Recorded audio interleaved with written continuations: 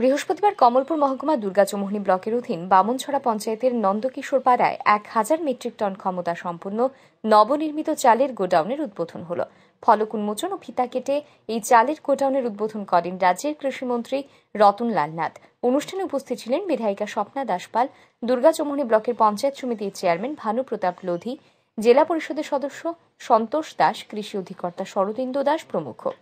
এই অনুষ্ঠানে বক্তব্য রাখতে গিয়ে কৃষিমন্ত্রী রতনলাল নাথ বলেন, রাজ্যের আয়তন 10,000 বর্গ কিলোমিটার। কানিতে প্রকাশ করলে এর পরিমাণ দাঁড়ায় 60,62,000 কানি। এর মধ্যে 60 লক্ষ কানি কৃষি জমি রয়েছে। এই কৃষি জমির 15 লক্ষ কানি জমিতে ধান চাষ করা হচ্ছে।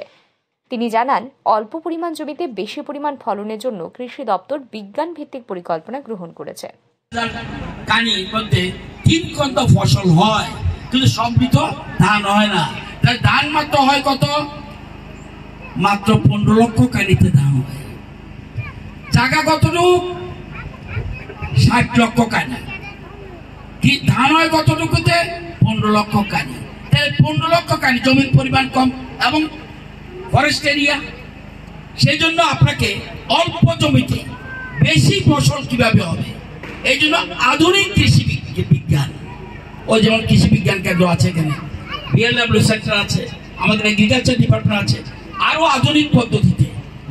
আপনারা জানেন এখন মরিচ, লঙ্কা যেগুলি, এগুলি মালচিং সিস্টেমে করা হয়। করেননি আপনারা? মালচিং কারা কারা করেন? হাত উঠাতে দেখি। 1000 মেট্রিক টন ক্ষমতা সম্পন্ন এই নবনির্মিত গোডাউন নির্মাণে ব্যয় হয় 1,25,00,000 টাকা। মন্ত্রী জানান, এই ধরনের আরও একাধিক গোডাউন রাজ্যের বিভিন্ন স্থানে নির্মাণ করা হবে। ব্যুরো রিপোর্ট, আর ই নিউজ।